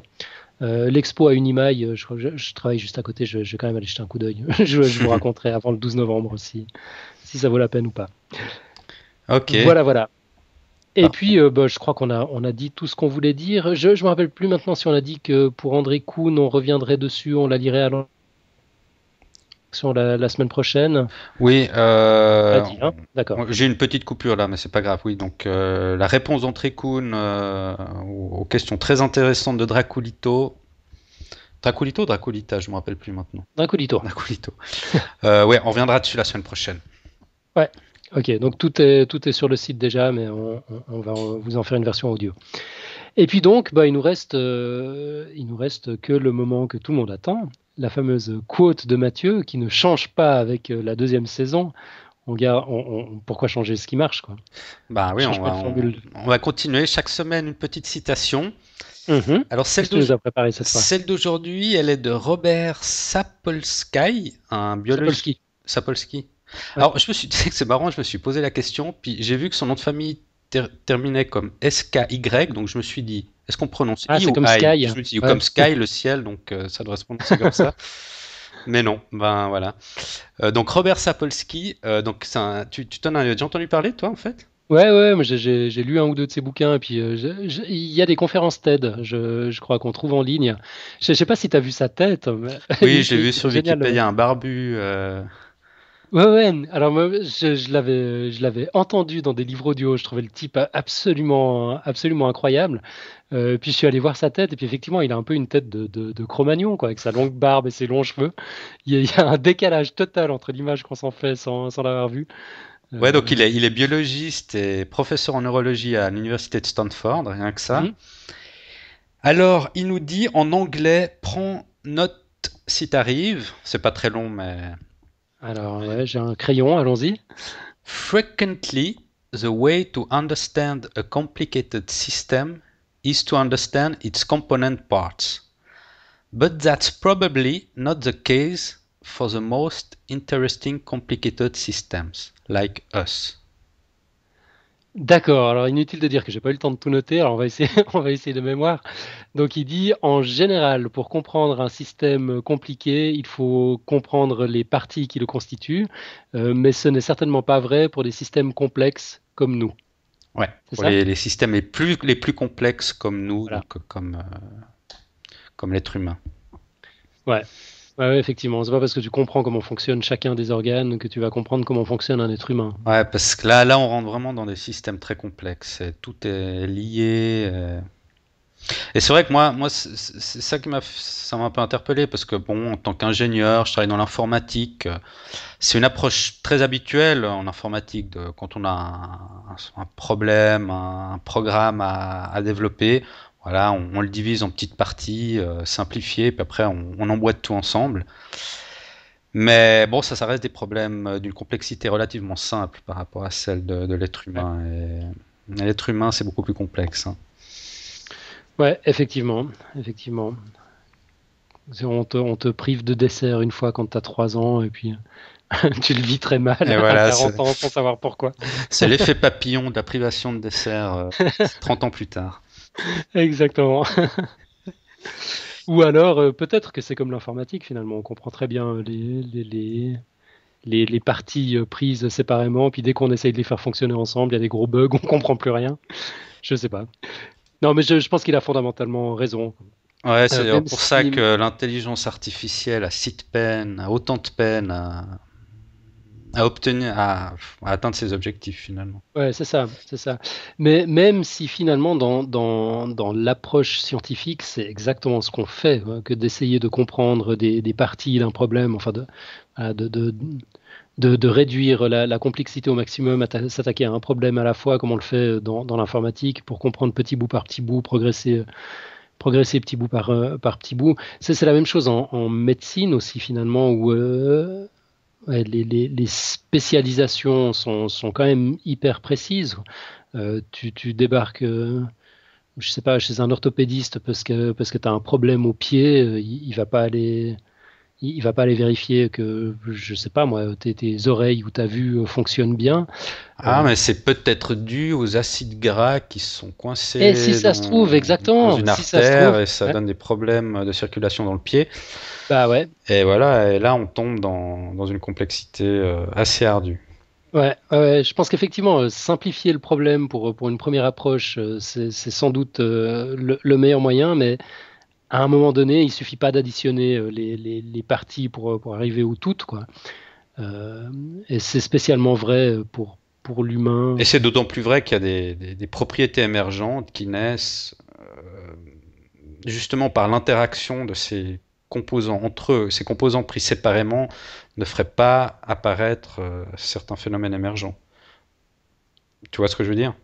Non, parce que j'ai eu une grosse coupure de mon côté. Ah. Tu as dit ces composants pris séparément ne feraient, et puis après, j'ai pas eu la suite. Non, j'ai dit que des phénomènes émergents souvent sont liés justement aux interactions qu'il y a entre toutes les composantes d'un système Ouais, complexe. Et si on prend ces composants séparément, ben voilà, ces phénomènes émergents n'apparaîtront pas. exactement. Ouais. Bon, bah dis donc, c'était une quote bien inspirée, là. On a de nouveau de quoi méditer pour une semaine. Ouais. Formidable. Ça m'avait manqué. Eh ben, je suis content qu'elle t'ait plu. En tout cas, aujourd'hui, longue émission. Je crois qu'on approche l'heure et demie, donc Ah, on va pas tarder plus longtemps. On va vous laisser et on se retrouve la semaine prochaine avec un invité. c'est magnifique. On se réjouit. Bonne semaine. À À bientôt. bientôt. Ciao. Ciao.